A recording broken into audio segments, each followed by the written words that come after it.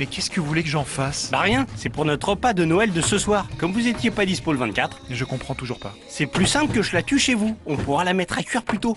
Vous allez quand même pas tuer cette pauvre bête. Bah quoi, on va pas la manger vivante quand même. On en parlera après, mais ça me plaît pas du tout cette histoire. Bonjour à tous et bienvenue dans Fort Accord, votre analyse d'après-film en compagnie de Michel, le spécialiste technique de l'émission. Bonjour Michel. Bonjour Michel, un bouc nourri aux hormones, un téléphone très mobile, rien ne m'échappe. Tu vas le payer cher. C'est plutôt toi qui vas payer ma poulette.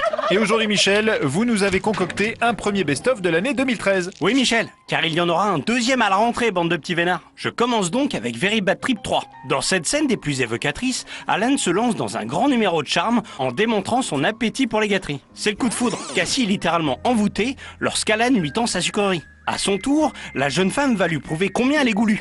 Même si ça n'est pas du goût de tout le monde, Alan est convaincu par sa prestation. J'avance un peu, Cassie termine sa démonstration en croquant la sucette. Faut qu'on y aille, Ouais. J'avance encore de 20 secondes. Alan foire un peu sa sortie, mais ce qui m'intéresse, c'est la sucette. Qui s'est reconstitué. Exactement Michel, ça c'est un vrai faux raccord où je m'y connais pas. Regarde comme il est heureux, ce con-là. Oui, je suis heureux. Et j'ai trouvé un autre truc sympa au début du film. Alan a acheté une girafe et la ramène à la maison. Mais il va provoquer un accident.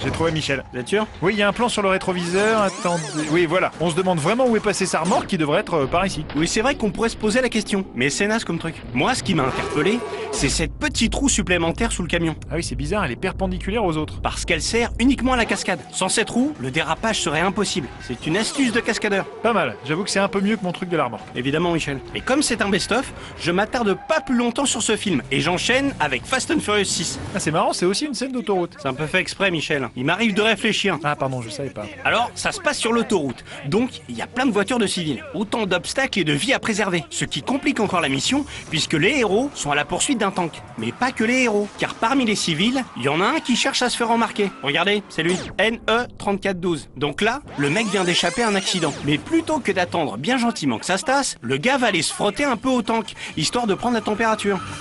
Le revoilà. Il tente de lui mettre un petit coup de pression, mais forcé de se décaler. Sauf que NE3412, il a pas dit son dernier mot. Car 1 minute 30 plus tard, alors que le tank, ici, déboule à contresens sur des civils apeurés, notre ami décide de se garer en opposition, pour lui régler son compte une bonne fois pour toutes. Moi, je pense que la production avait pas assez de bagnoles pour la figuration. Et moi je pense que tout le monde avait compris, Michel. Oui. Bon, bah, en tout cas, c'est vachement bien trouvé, Michel. Merci Michel. Avant de changer de film, je vais faire un petit passage sur Dwayne Johnson, qui a quelques soucis de pilosité. Dans cette scène, il a son bouc habituel, qu'il porte tout au long du film. Ok. La chasse au renard est ouverte. Donc ils partent chasser le renard. Ils sont vachement pressés, mais dans la voiture, on s'aperçoit que notre ami a pris le temps de se passer un petit coup de tondeuse. Franchement, ça me choque pas tant que ça. Avec une tondeuse sur batterie, c'est super vite fait. Hein. Non mais d'accord, c'est pas ça qui est bizarre. Le truc qui cloche, c'est qu'à la scène suivante, le mec a retrouvé un bouc flambant neuf. Il y a au moins 7 jours de repousse là. Ah oui, oui, carrément, ouais. Bah peut-être qu'il prend des hormones pour se faire gonfler les pecs, ça pourrait expliquer que sa barbe repousse en 2-2. Ouais, c'est une explication plausible. D'ailleurs, dans No Pain No Gain, notre ami met les bouchées doubles. Protéines, stéroïdes, cocaïne, il avale tout ce qui passe. Tu le sais comme moi. Il faut faire avec notre monde, mon frère. Ah, ça c'est sûr. C'est sûr. Mais ce qui m'intéresse dans ce film, c'est les techniciens. Il y en a toujours chez Michael Bay. Cool. Là, par exemple, vous n'avez peut-être pas fait attention, mais il y a du monde. D'abord, le caméraman qui a l'œil dans le viseur. Derrière, un type en chemise blanche. On sait pas qui c'est, mais il a l'air d'être de l'équipe. Et à côté, un mec à casquette qui a l'air de regarder le moniteur. Eh, mais c'est peut-être Michael Bay. Il y a des chances, vu qu'il a tout le temps une casquette. J'enchaîne avec cette scène. Apparemment, rien d'anormal. Mais si je zoome un peu dans le coin là... Eh oui, Michel, c'est bien une caméra. Magnifique, Michel. c'est marrant, on dirait qu'elle a compris. Ouais, et c'est pas fini. Regardez ce petit bout de scène. Vous avez remarqué le plan à ras du sol? Je sais pas, ça va un peu vite là. Regardez, là, ce plan. Eh bien, il est obtenu avec une mini-caméra fixée sur la voiture, ici. Ah ouais, c'est pas con. Ça. Quitte à tout faire péter, autant faire le plus de plans possible. Tenez, on la voit encore pas mal ici. Effectivement. Mais c'est pas fini, car le plus dingue, c'est que sur chaque plan dans l'habitacle, on voit un cadreur installé sur la banquette arrière. Ça, c'est sa tronche, et là, c'est l'objectif de la caméra. Oh la vache, mais c'est incroyable ça. Et on retrouve ça sur le même plan, un peu plus loin. Voilà, là. On voit plus le cadreur, mais on voit mieux la caméra. Ouais, bien vu. Sinon, dans le film, il y a pas mal d'autres reflets de caméra. Dans les lunettes, dans les portières, etc. Vous vous amuserez à les chercher. Moi, je passe à Die Hard. Belle journée pour mourir. Et bouquet, pauvre con. Yippee-ki-yay, McLean. C'est parti. Encore une scène de bagnole? Eh ouais, mais à Moscou cette fois-ci. Regardez, sur ce plan, le camion blindé est suivi en travelling. Michel, quel est le meilleur moyen pour faire un travelling dans ces conditions? En mettant la caméra sur un véhicule. Comme par exemple... Je sais pas, un kart? Mais non, mais lisez ma feuille! Ah bon? Vous voulez jamais que je lise votre feuille? Bah là, allez-y. Ok. Un quad? Tout à fait, Michel. Un quad qu'on aperçoit à la fin du plan, car le cadreur panote trop à droite. Bah rien ne dit que c'est un quad, hein. C'est sûrement un véhicule spécial pour pouvoir foutre un cadreur devant comme ça. Oui, peut-être, mais on s'en fiche en fait. Eh mais il y a un autre caméraman qui filme la scène. Mais non. Bah si, là je suis pas débile quand même. Ah ouais, merde, je crois que vous avez raison. Elle est marrante votre dinde, j'aime bien. Vous attachez pas trop, Michel. Maintenant, je vais vous montrer un petit bout de la bande-annonce. On voit McClane prendre l'avion pour Moscou. Il est entouré par 2 petits Truskov de bombasses. Ça a l'air de le saouler, mais moi, à sa place, je serais assez ravi. C'est clair, hein. Sauf que vous ne verrez jamais ces 2 jeunes femmes dans le film. McClane est à l'aéroport, ensuite on a un plan de l'avion de nuit, puis on voit McClane assis, semble-t-il, à une autre place que dans la bande-annonce, il feuillette un dossier, et on le retrouve 1 minute plus tard à Moscou, dans le taxi. Donc ce moment-là, de jour, avec plein de passagers, n'existe pas. C'est scandaleux. Scandaleux, je sais pas. En tout cas, s'il y a des mecs qui sont allés voir le film juste pour les 2 nanas, ils ont dû avoir les boules. Et bah oui, tu m'étonnes. Allez, je vous en montre une dernière dans Die Hard. Regardez cet extrait. Appelez votre fille. On va à l'Ukraine. Dépêchons-nous. Donc Yuri appelle sa fille. Normal, jusqu'ici tout va bien. Mais regardez la suite. La conversation commence, mais ça, c'est l'écran de composition numéro, pas celui d'un appel en cours. Ah ouais. Et il passe même en veille, ici, tellement il se passe rien. Ah, comme quoi être acteur c'est un métier. Hein. Pourquoi vous dites ça en fait? Bah parce qu'on y croit alors qu'il appelle personne. Ah, enfin ça mérite pas un Oscar non plus. Et figurez-vous que dans Wolverine aussi, il y a un petit problème de téléphone. Tu laisses mes amis tranquilles. T'énerve pas, man, c'est tes ennemis qui m'intéressent. Regardez Viper, elle filme la baston générale avec son téléphone. Sauf que c'est une vidéo enregistrée qui apparaît sur l'écran. Franchement j'ai pas eu le temps de voir. Vous inquiétez pas, Michel, regardez.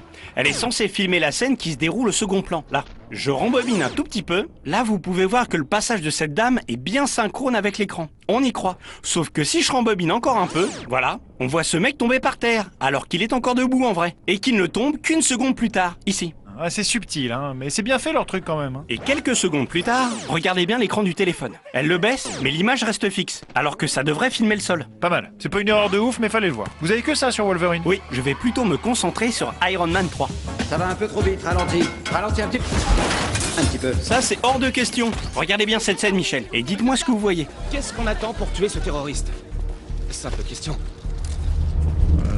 Je voudrais pas dire une connerie, donc... Ce serait pas la première, allez-y, la France entière vous écoute. Bah, j'ai l'impression que la vidéo sur le téléphone, c'est l'image du film. Gagné, Michel, je suis super fier de vous, d'autant que c'est pas flagrant là, ça l'est plus après. Pour que les gens comprennent bien, je vais aller un peu plus loin, lorsque la caméra est désaxée. Ah oui, là, c'est flagrant, là. Pause. Pour ceux qui n'auraient pas capté, l'explication est simple. Le mec tient son téléphone bien en face de Tony Stark. Pourtant, Tony est quasiment de profil sur l'écran. Pourquoi? Parce que l'image sur le téléphone a été ajoutée en post-production. C'est en fait l'image du film qui a été recadrée, comme ça, et incrustée sur le téléphone. Le plus chiant, après, c'est le tracking. Ça consiste... Non, Michel, ça va être trop technique comme explication, là, trop relou, là. Ok, je vous l'accorde, mais je vous ai pas montré le plus dingue dans cet extrait. C'est quoi? Eh ben en fait, même le téléphone est faux. Il a été ajouté en post-production. Sérieux? Vous êtes sûr de vous, là? Certain, car dans la bande-annonce, les effets spéciaux n'avaient pas encore été terminés. Et sur un plan, on peut voir le téléphone qu'avait le mec lors du tournage. Attention, c'est maintenant. Pause, rond jaune, ça se passe de commentaires. Putain, mais c'est incroyable! Je mets l'image du film à côté, voilà.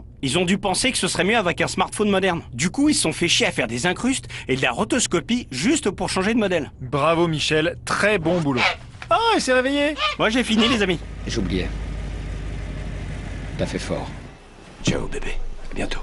À toutes, enfoirés de merde. À toutes. Et c'est la fin de notre émission. On voulait vous remercier pour votre participation à notre grand jeu de Noël. Il va nous falloir pas mal de temps pour déterminer les gagnants, alors soyez patients. On vous tient au courant, c'est promis. D'autant que certains d'entre vous se sont vraiment arrachés et ont trouvé des faux raccords que Michel n'avait même pas vus. N'importe quoi. Ah bah si. Je m'étais concentré sur les principaux, c'est tout. Allez, passez une bonne fin d'année. On se retrouve très bientôt pour la deuxième partie de ce best-of 2013. Et j'aurai du lourd, du très très lourd.